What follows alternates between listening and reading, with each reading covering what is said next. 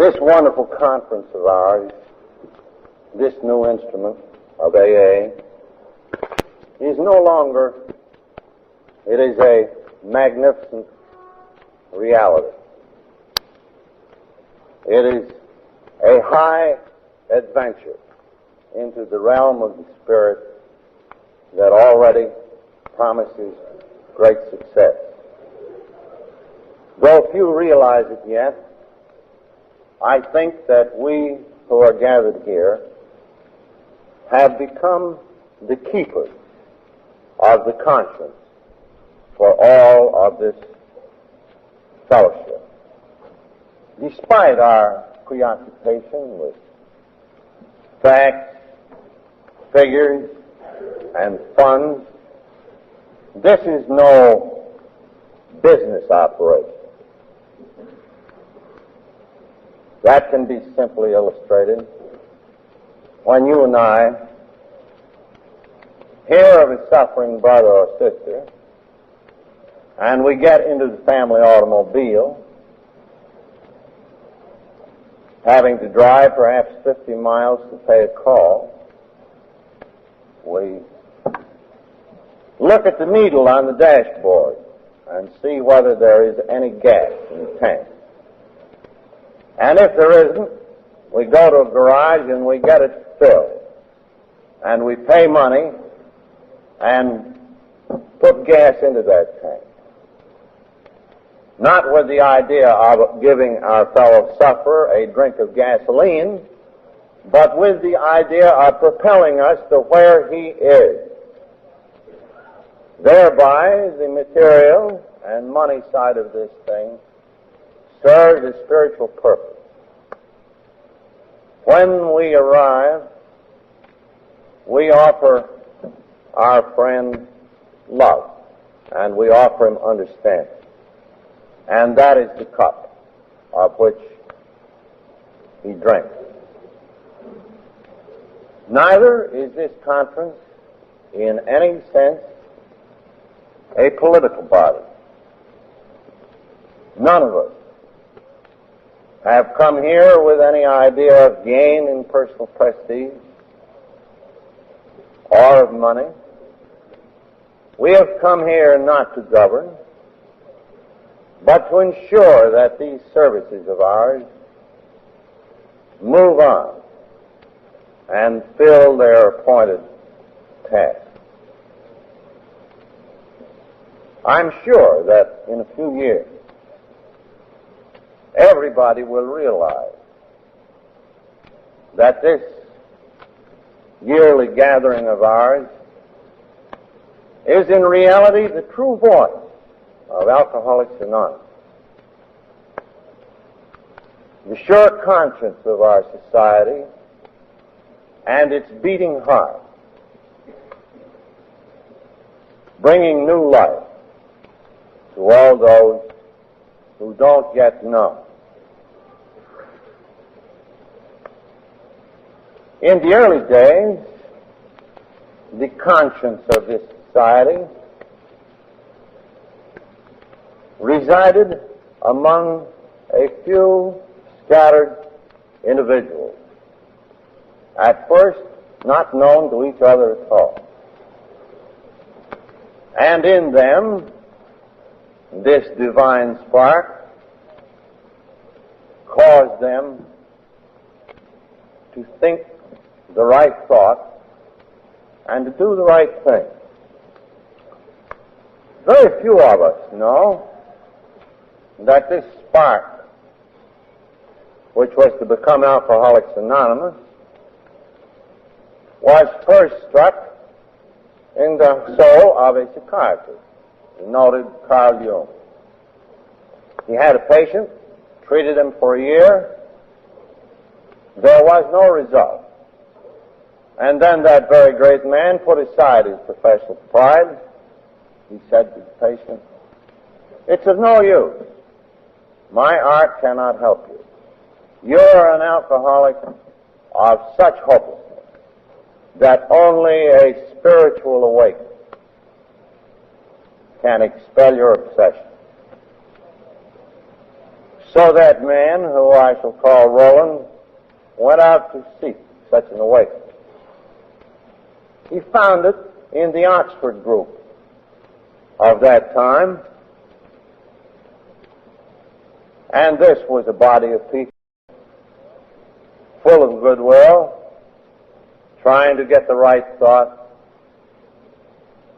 and trying to take the right action. And he found there the experience that Dr. Jung hoped he would get. He became sober. He and another alcoholic came to an old friend of mine, the one we so affectionately know as Ebby. And temporarily, Ebby sobered up. And then the spark was struck in Ebby, and he came to me, as each of us have since come one to another, and he set the flame going in me. Then appeared another individual, a veritable founder of this movement, and he was non-alcoholic, Dr. Silkworth, at Towns Hospital. And I can never forget that day, so critical for Alcoholics Anonymous, when the doctor came into my room after I'd had my spiritual awakening, and I asked him in great anxiety, "Doctor, have I gone crazy?" Well, as a professional man, he might have said, "Yes, you're hallucinating." But he didn't. That little man with the healing art in his hands and the love of drunks in his heart said to me, "No, Bill, you have got hold of something. I don't know just what it is, but it's real. You'd better hang on to it." Another man with a conscience who got the right thought and did the right thing at just the right time. And with that assurance, I went out to work with alcoholics, wherever they could be found. And the little doctor, at risk to his reputation, let me come back to that hospital and work there. Well, I guess my conscience wasn't in very good working order. It has spells like that. Because for 6 months, nobody got sober. But during that time, I discovered that working with these others had a great bearing on keeping me sober. Then came my journey to Akron, where I thought my business career might be revived. You remember how that flopped. How discouraged I was, how frightened I became, when for the first time it seemed as though I might get drunk. Then you remember how I realized that now I needed another alcoholic as much as he needed me. So in seeking out this other alcoholic in a strange town, I called up a number of people who might put me in touch with such a person, but they were all busy with their own affairs, excepting one at the end of a list of 10. She was a non-alcoholic, but she had time, and she cared enough. And she said, "I think I know the man you want to meet." Well, that lady was Henrietta Sadler of Akron, and it was she who brought Dr. Bob and me together. Another person whose conscience gave her the right thought and the right action. Then Dr. Bob and I went to work in Akron, and the spark was passed from us to very few others. returning to New York, more humble, realizing now that I needed drunks just as much as they needed me, another group began to take shape. The spark that was to become Alcoholics Anonymous had been struck. Well, in those days, we were very anonymous indeed. You see, the good old Oxford groupers had given us certain principles that we could use, but many of their attitudes were unsuitable to the nature of the alcoholic. Thereby, I can testify that we owe them a double debt. They taught us both what and what not to do. We were obliged to withdraw from their company and go it alone. 3 years passed, years of terrific uncertainty. A slip in those days was a terrible thing, because we all looked at each other and said, who will be next? Then comes another great turning point. Dr. Bob and I sit in his living room in Akron at the end of 3 years. We commence to count noses. And lo and behold, here are a couple score of people, terrible drunks indeed, for in those days we could only deal with the very worst. Only they would admit they were licked. And looking over this list, we suddenly realized that enough time had elapsed on enough cases so that something new had come into our dark world. No new ideas, to be sure, just a new assembly of old ideas. And these had come into us through the several channels I have named and others as the grace of God, setting His blessing on what was to happen. Following this realization, we at once began to consider how this message could be spread. For the first time, in reality, we began to think in terms of function and of service, and of an outgoing love that could place this message before all the drunks in the world.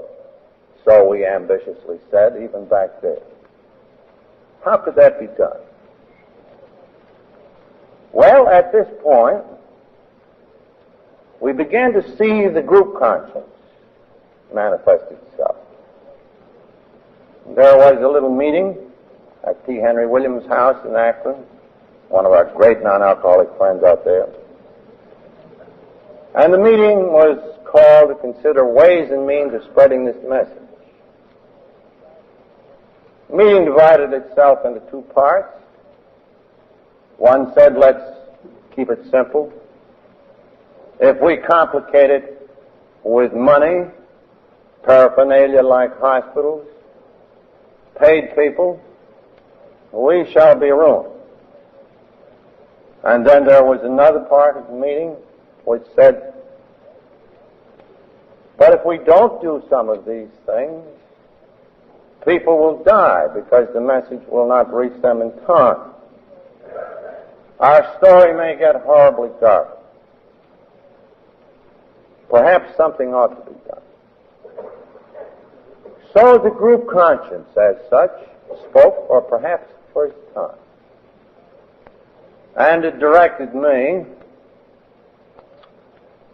who had only begun to sense that I was its servant rather than its master, to go back to New York and get a hold of a lot of money to set up a chain of hospitals, to get quite a lot of people on the payroll, because the going had been so tough that we thought we ought to send our experienced members to other cities. And above all, we thought that an instrument of propagation would be necessary in the shape of a book.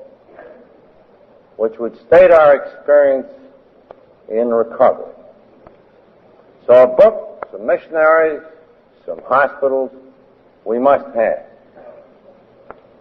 I came back to New York full of these ideas, convinced that we should have all of these things, and right away, the quicker the better.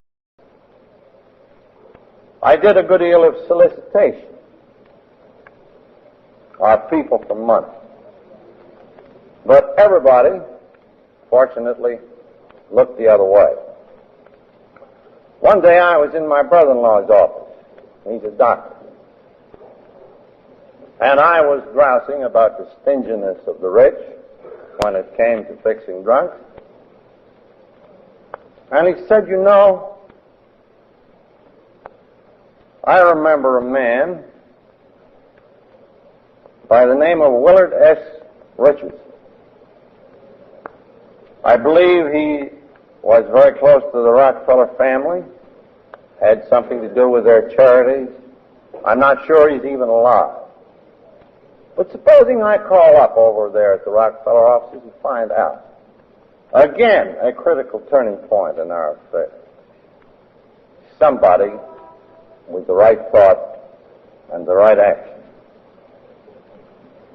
Immediately, dear Willard Richardson, one of the greatest friends this society will ever have, came on the wire and he said to my brother-in-law, Leonard, where have you been all these years? Soon we were in his office. I was telling the story. He listened with great attention. He said, let me call together a group of friends. I think they'll want to hear this story. Well, for a fellow who needed a lot of money, I thought he did, this all looked pretty good. So, on a winter's night in 1937, we all sat down in Mr. John D. Rockefeller's boardroom. We all, meaning a few of us alcoholics, Willard S. Richardson, my brother-in-law, Frank Amos and Leroy Chipman, who are still with us on our board, Mr. Scott, chairman of the Riverside Church, Dr. Silkworth, perhaps a few others. Well, we alcoholics were rather stunned by this turn of events, and in a rather halting fashion, each one of us told his story of recovery. And then the chairman of the meeting, Mr. Scott, said, well, how can we help you? And by this time, I got in good voice again and began to enlarge on our great need for lots of money for hospitals, missionaries, and particularly as some needed to publish a book, experience. Right there, Mr. Scott said, well, isn't it a fact, Bill, that the great power in this thing to sober up drunks is dependent upon the non-professional character of your work? Isn't it this goodwill message carried from person to person without any demand for reward that really counts? I'm powerfully attracted to this because it's like the original Christian story. Aren't you afraid that the responsibility of plant, property, management, and all that sort of thing goes forward? Well, we rejoined that we were scared. On the other hand, we were scared to do nothing and let this thing run by word of mouth. The upshot of that meeting was that one of those present, Frank Amos, who was sitting right over there, at his own expense, went out to Akron to look over the situation. We directed him toward Akron because the first group had really started there. It was a typical community. And also, we knew that Smithy was a little bit harder up than I was. He was about to lose his house. Frank went out there and came back with a glowing report. It was the spirit of the thing that had moved him. He made out a report, what he saw. I believe he recommended that some sort of a rest home be set up out there, and Dr. Smith could be put in charge as a doctor rather than as a professional therapist for alcoholics. He recommended a sum of money that wasn't large, but large enough to make us poor drunks kind of gasp. The recommendation was carried to Mr. John D. Rockefeller. So here comes another man with a right thought and the right idea at the right time. And the thought was totally unexpected, and at first very disappointing to us. Mr. Rockefeller, it is said, looked up to his friend Dick, who had brought him the report, said, "Dick, don't you think that money will spoil us? There's something about this that is deeply moving. We mustn't spoil it with money, Dick." Well, Mr. Richardson wasn't entirely sure, but Mr. Rockefeller, for some strange reason, was very sure, and maintained that attitude ever since.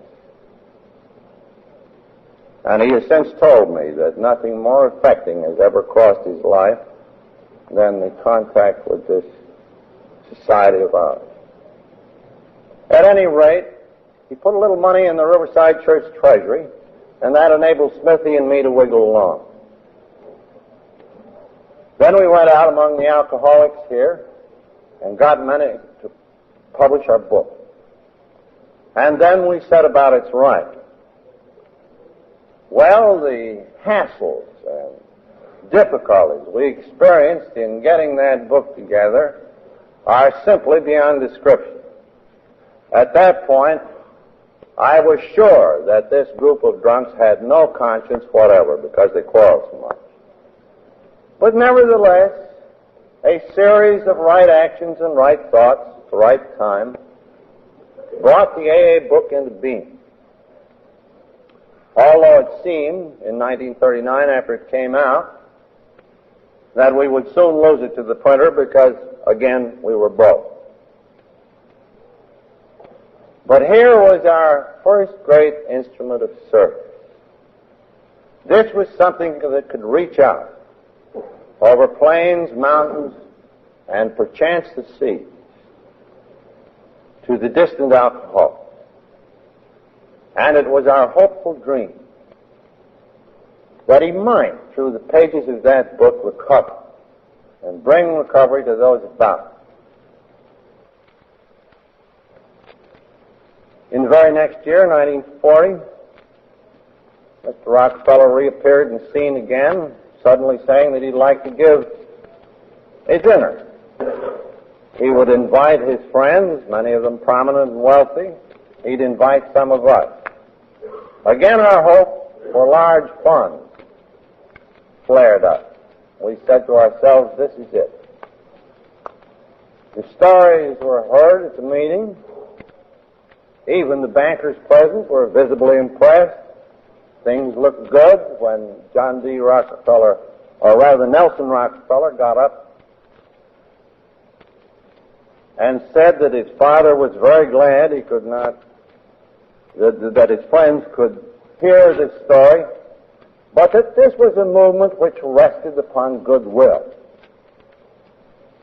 and needed little, if any, money. I never can forget the terrible feeling in the pit of my stomach as I watched about $5 billion walk out the door. Now, that story went on the AP and the UP press wire.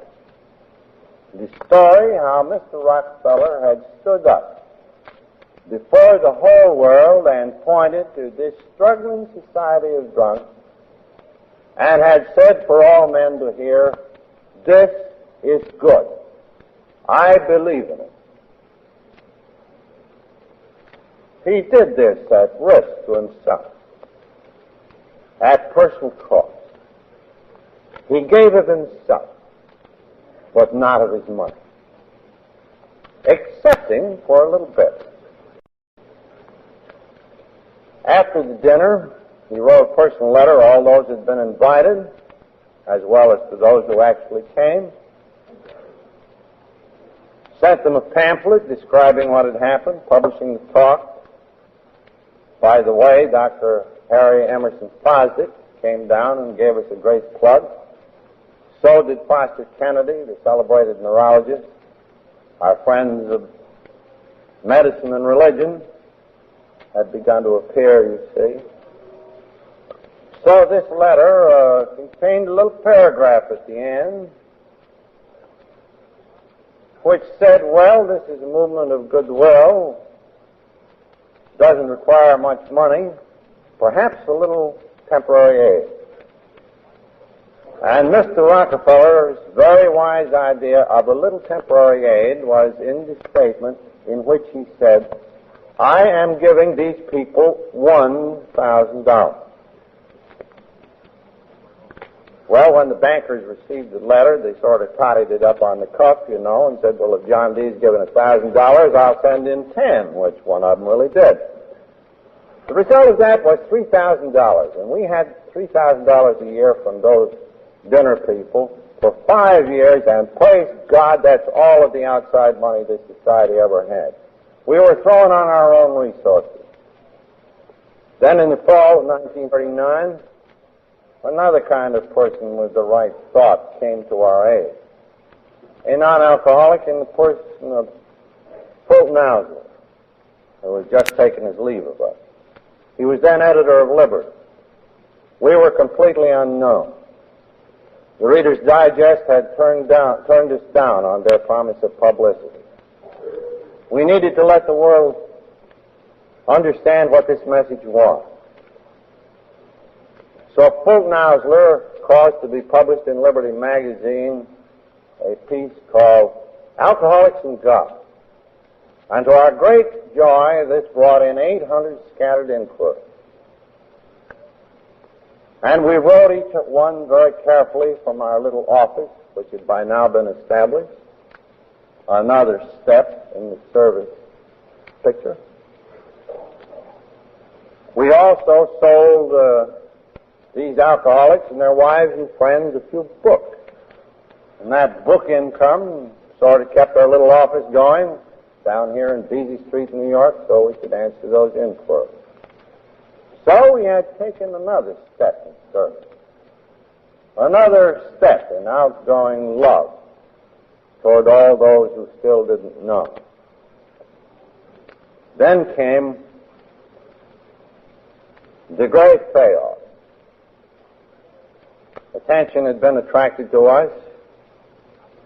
The editors of the Saturday Post sat in conference one day trying to figure out whether they'd publish a piece about it. Mr. Curtis Bach sat there, one of the owners of the Post, I believe. The editors were very much in doubt about this obscure society. So here was another man with the right thought at the right time. And he said, I know of several recoveries. They are nothing less than miraculous. I think we should publish a piece about this. And that's how, in 1941, Jack Alexander published that marvelous story in the Saturday Post that brought in thousands of frantic inquiries and made us a national institution overnight. Now that is a brief account of our pioneering time in which you see the spirit of service and the idea of spreading this message beginning to develop. You also see how we were saved from the perils of professionalism, large property ownership, and all of that. We were saved in spite of ourselves by our friends. After the Post piece, pandemonium broke loose. We wrote all these inquiries, every single one a person had. Some more books moved out. We began to get lists of our brother and sister alcoholics still suffering in other cities and distant places. And we got track of traveling businessmen and salesmen out of the few established groups. And we put these lists in their hands so that when they went to distant towns, they could call upon those alcoholics. And this mushrooming process began. AA began to spread just like wildfire.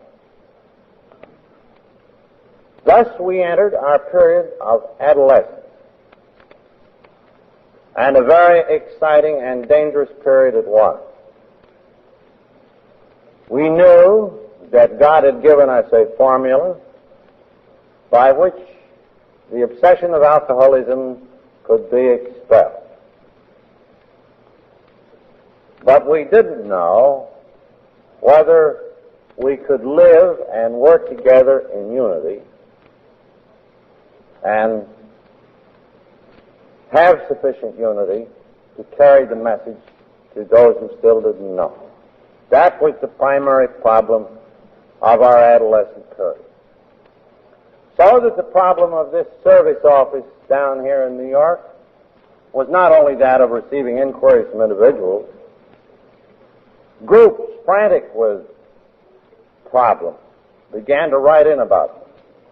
Of course, AA began to be filled up with promoters. Most of us are salesmen of a sort. And again, our early temptations were presented to us thousands upon thousands of times. Temptations to make a lot of money out of this thing. Temptations to put AA into business. Struggles for prestige among individuals. All sorts of crackpot schemes were tried. And out of this vast welter of experience, which gradually informed and instructed the group conscience, there began to evolve the tradition of Alcoholics Anonymous. And each of us began to see that this society of ours was of immensely more importance than any individual in it. We began to find that in certain respects the common welfare would have to come ahead of individual welfare and especially of individual ambition. By this time, we found that the group conscience, which had appeared so erratic, was a better guide to what we really needed in the shape of action and sound principle than the inspired wisdom of any leader. Now that dawned very slowly upon me, I must confess. Every one of those AA traditions represents what was a great temptation to me, from which I was not saved so much through any virtue in me as I was from the wisdom that is inherent in this group where its welfare is concerned. So I conceded that the welfare, the common welfare, had to come first. I conceded that reluctantly too, that the group conscience was often wiser than I was. I conceded that in membership matters, nobody could keep an alcoholic out of AA. I conceded, rather rebelliously, that each group ought to be autonomous, that there could be no such thing in our society as a central government to be run by me or any hierarchy, that each group would have to have liberty of action. So we had group autonomy. Then came that struggle with the idea of whether we would, after all, become professional. And at one point I was tempted to become a professional therapist. But the drunks in the meeting in my living room over in Clinton Street, when I announced this plan, looked at me, and one of them finally said, "Bill, you can't do this to us." Happily, I listened to the group conscience as it spoke through this man, and I obeyed.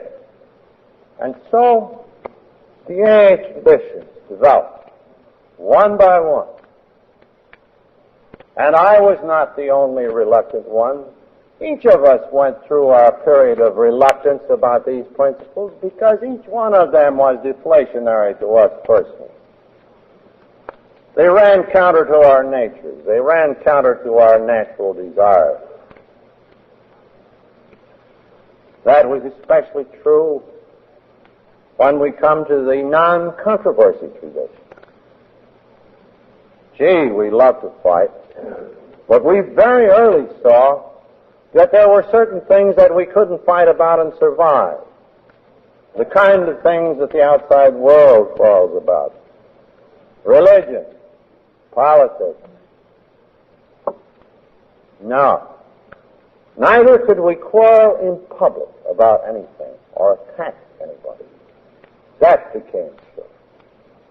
Neither could we give endorsement or form alliances to do even the best of good works, lest it compromise our single aim, which had settled down by then to carrying sobriety to the alcoholic who wants it. Then in that matter of anonymity, many of us have had our temptations, and no one more than I have. My temptation was to sign that AA book, but I could hear the group conscience speaking, and it said, "No, you can't do this to us." And then I found what each of us have found little by little with respect to AA's 12 steps and AA's 12 traditions. At first we rebelled. Then we're reluctant. Then we intellectually accept these principles, saying these are good things. These are what we should have as persons. These are what we should have as a society. And then we take one more step, and intellect is transferred into right emotion. And we say, that is what I want for me and for AA. And thus we pass through the period of adolescence. Meanwhile, our friends had rallied around us. They'd helped form this thing that we call the Alcoholic Foundation, which acted as a custodial board. Our little office, which once just got out the book, expanded into the service office. The title of the book was transferred to the Board of Trustees. Our overall public relations were given into their custody. The Grapevine fell under their direction. And so evolved this cluster of services here in the center that enabled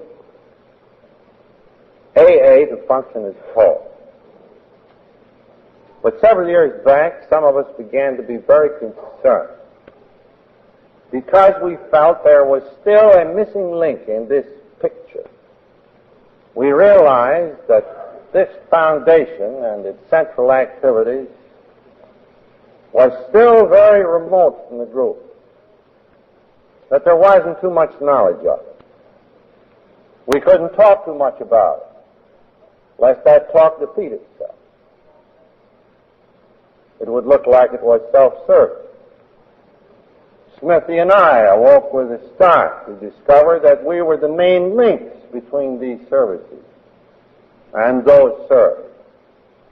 So, after the hottest kind of debate, I assure you, and after a lot of real dissension, in which I often acquitted myself ignobly, the conscience of this group finally came up with this basic idea. Our central services must be made the function of the whole movement. We must build many links from these services out to you. For we are now on the threshold of maturity. The principles of recovery are established. The principles of unity are established.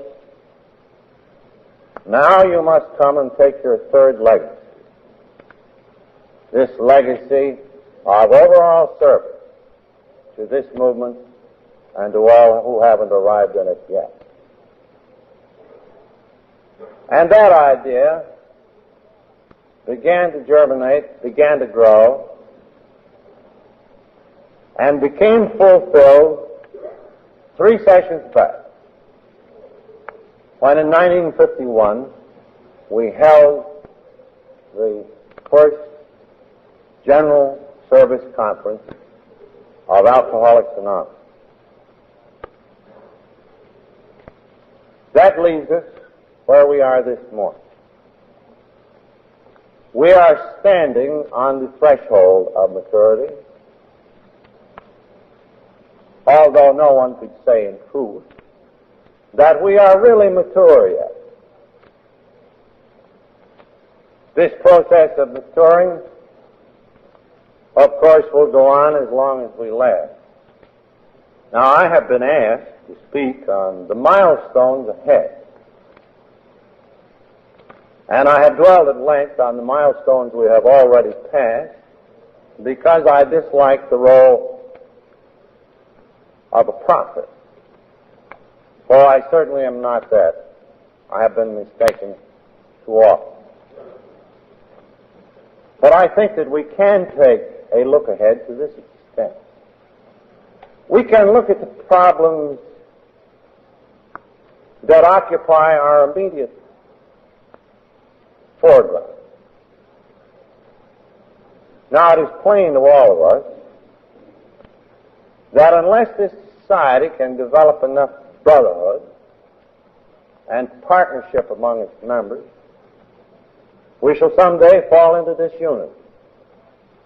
And the basis of partnership and brotherhood has to be greatly improved personal relations. Now, it is true that the love of one drunk for another is a wonderful thing to behold. When the stranger is on the doorstep and we carry this message to him, we don't think of personal reward in any ordinary sense. He isn't going to pay us. He may not even love us. We don't expect a thing except the inner glow which one gets from having love and from offering the right kind of love to a fellow human being. In our case, another drunk, especially. So we make him the offer. If he turns us down, well, we say there are plenty more drunks. If he carries it on and we see no more of him, we say, isn't that wonderful? If he returns to become our bosom friend, well, then we're really joyful. But we realize that that joy, that gladness, that satisfaction is the extra dividend of AA life. The really sustaining thing is that we receive God's love just in proportion as we have love for others and try to give that away. So that in our 12 steps, there is an expression of almost pure love. The kind of love that has no price tag on it. Now then, what happens, though, when we move away from the 12 steps and our relations with people become closer? there we tend to revert to type again. Take this whole subject of domestic relations. How many of us are there now who can go home with the same kind of love for a faithful and long-suffering wife that we have had down at the clubhouse for our alcoholic spouse? Well, lots of us can, but lots of us can't. Not yet. Because there has been a profound distortion in family life due to our drinking. This is one of the overhangs. So there is a whole area of personal relationships which has to do not only with sobriety, but it has to do with emotional sobriety. It has to do with the joy of living. And there is an area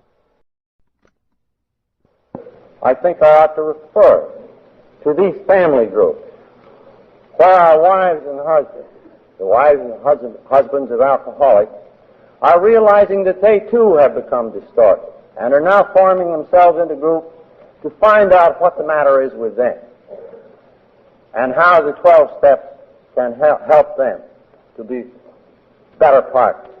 The numbers of those groups have increased in the last year from 200 to 400, almost like the early pyramiding process in AA. And I think that they will help fill this huge vacuum. But we alcoholics, too, must do our part.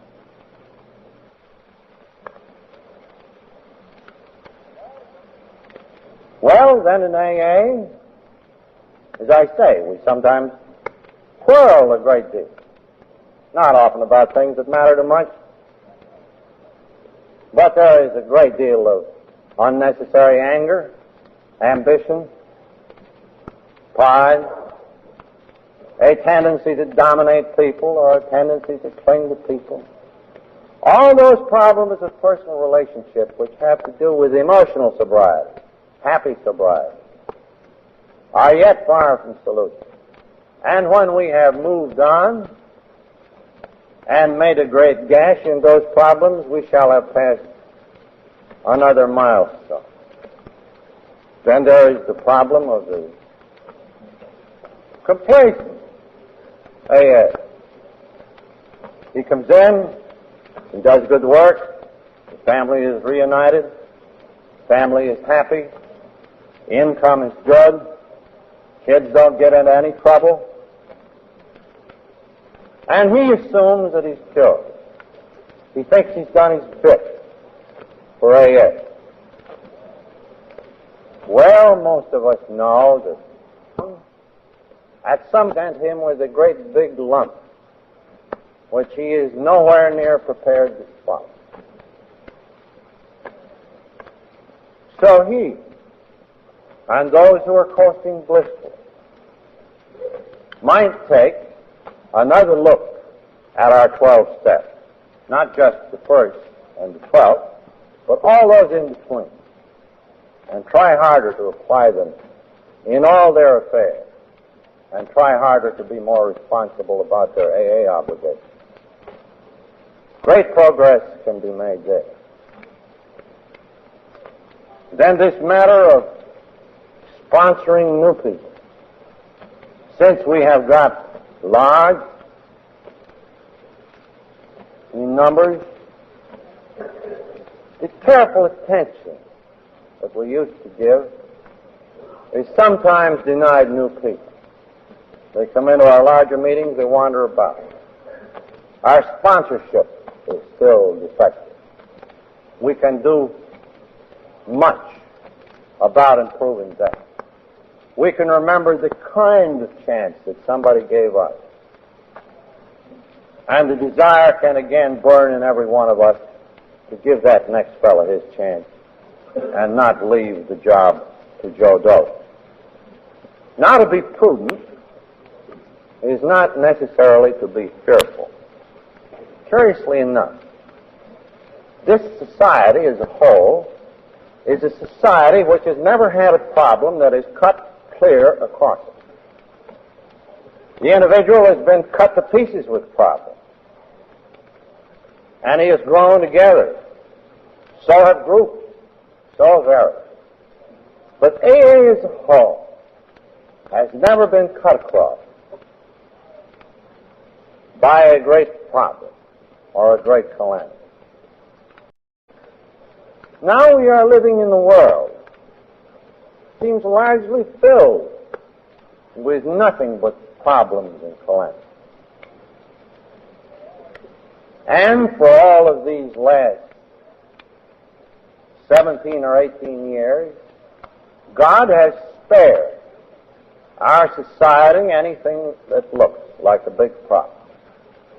In the meanwhile, this has permitted our reputation to be made secure in the public mind. We are now prepared to meet serious problems if they came.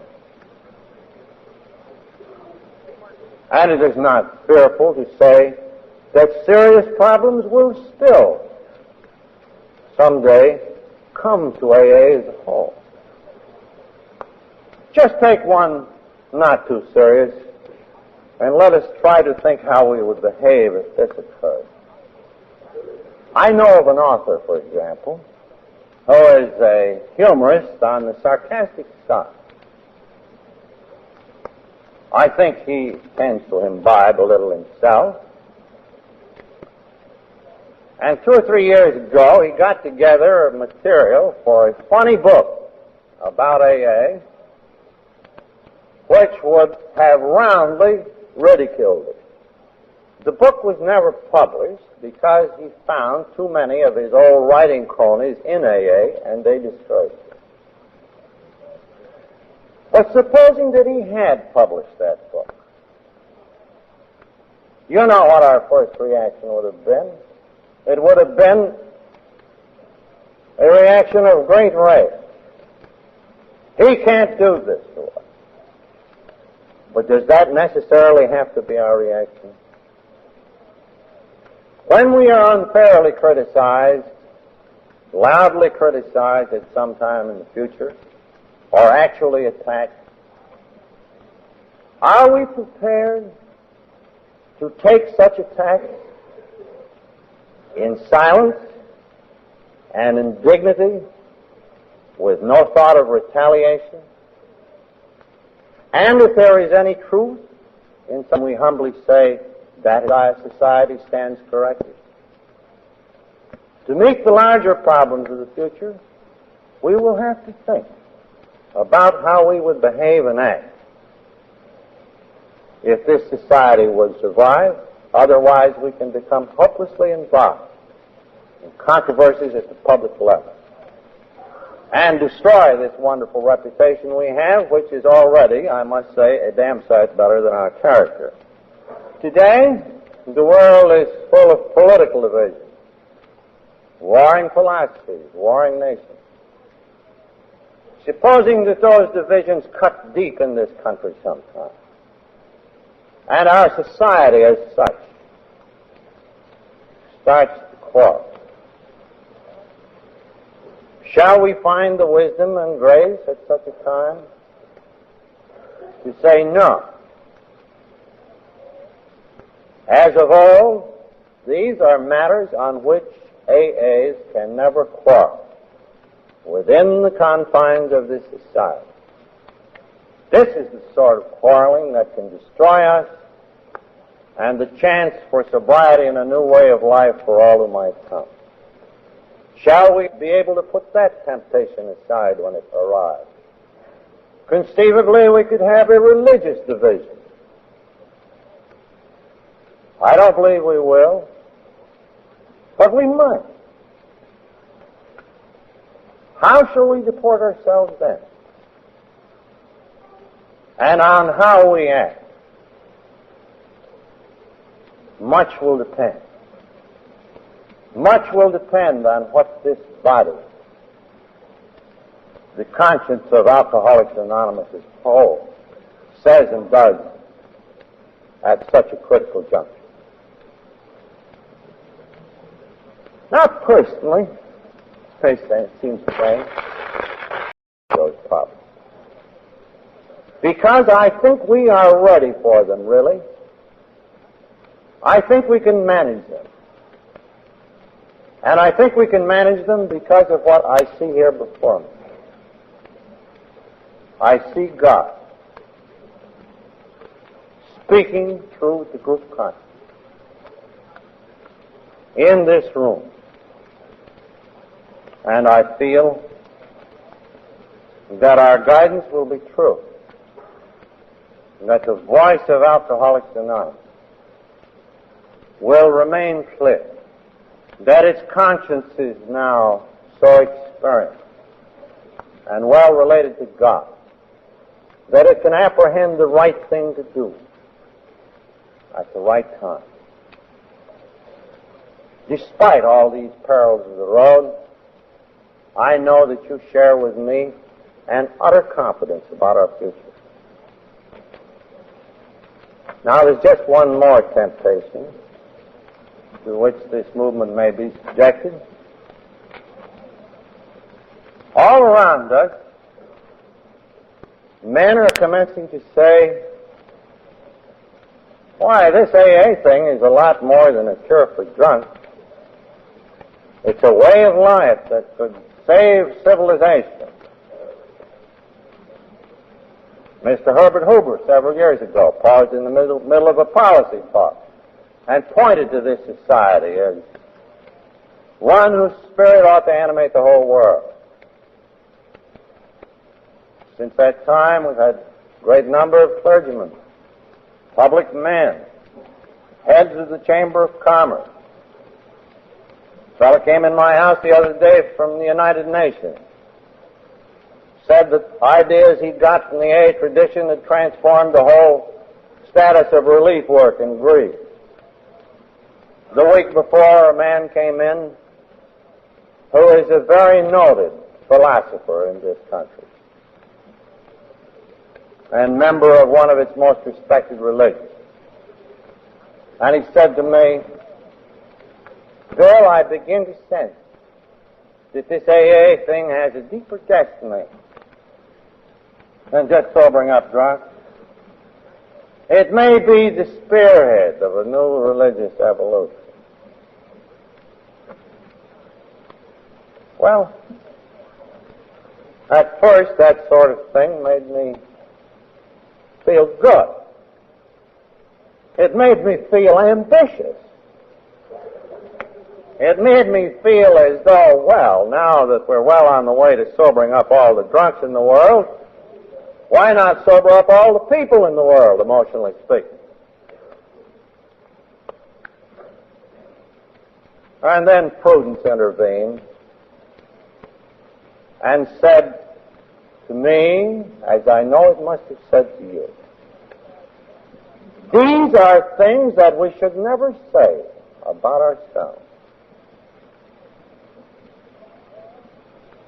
The more we mind our own business, the more we offer with success what we have to the next alcoholic,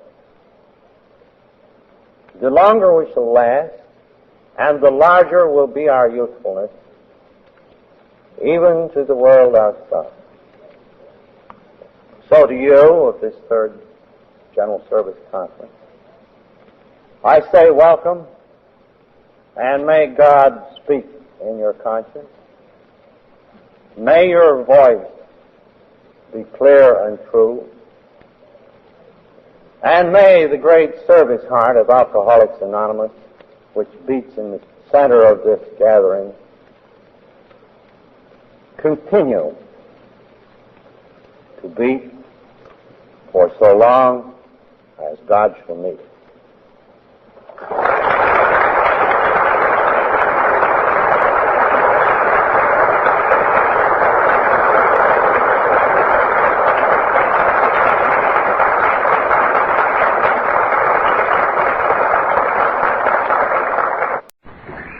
Now we're running into what we call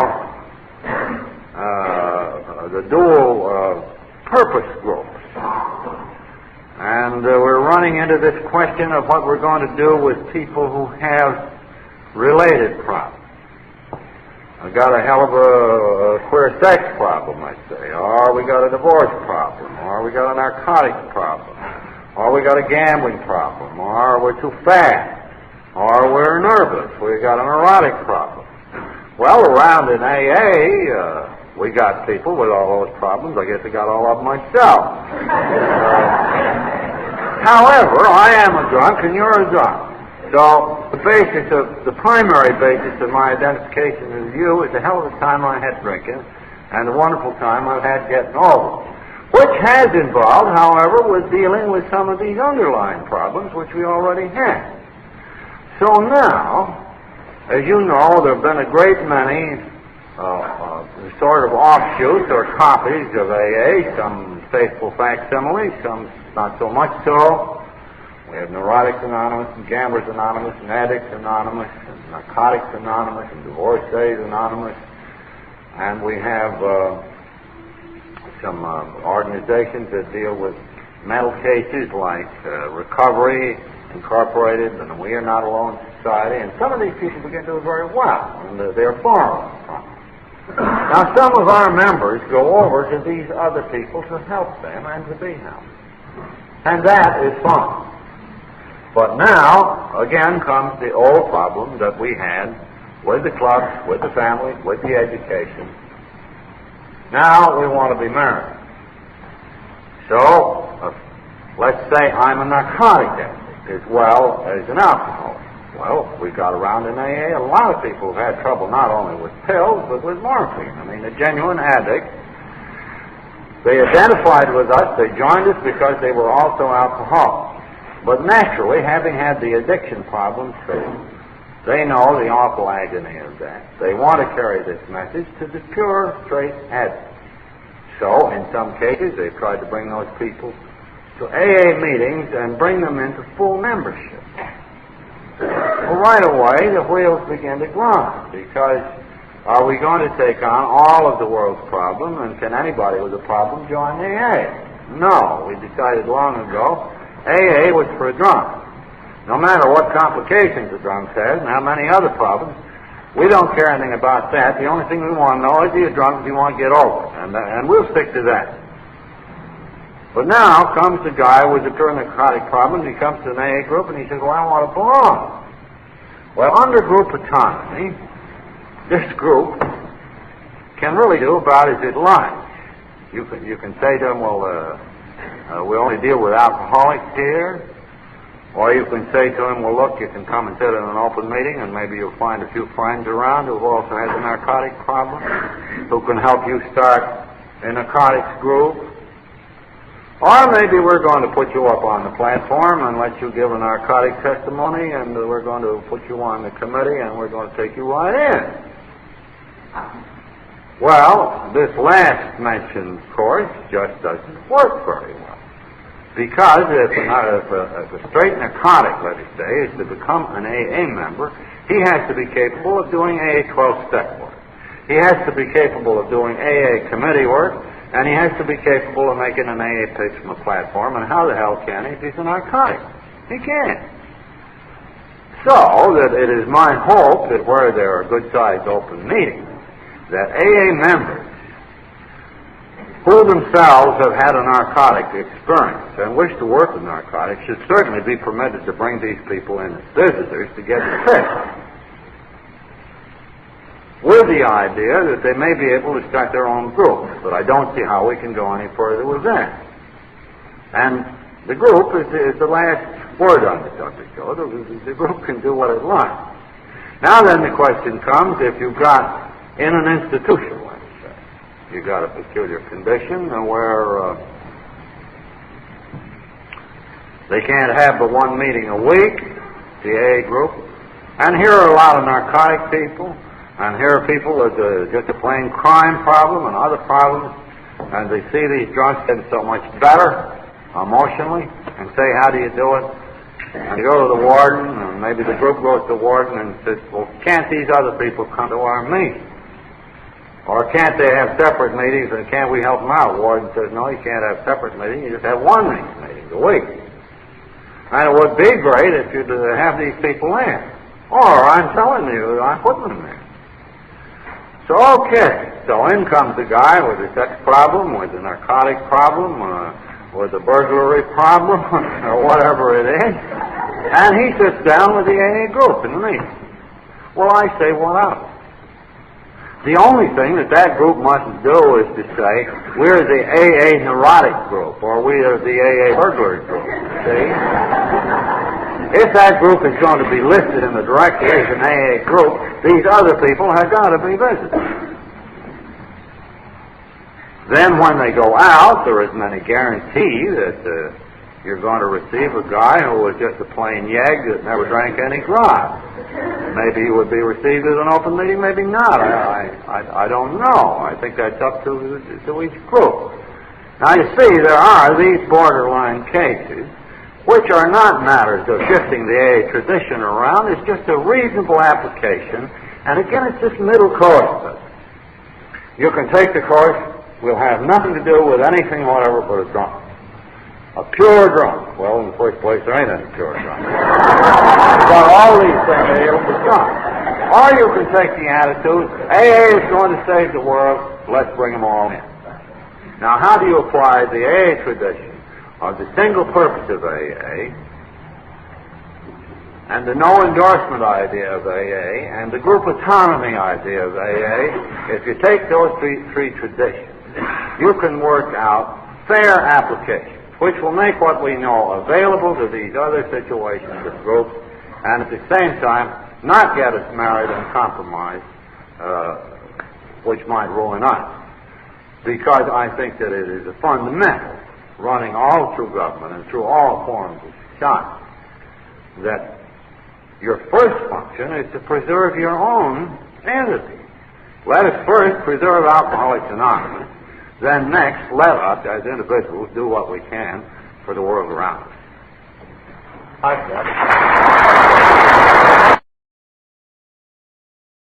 We'll now give you a little of the first international conference at Cleveland, Ohio, 1950. This is where Dr. Bob gave his last talk. One of our co-founders, Dr. Bob,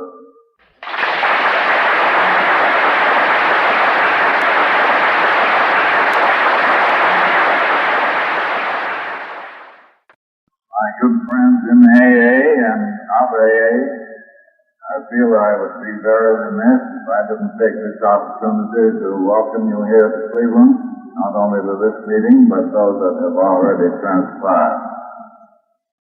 I hope very much that they have the presence of so many people and the word that you have heard will prove an inspiration to you, not only to you, but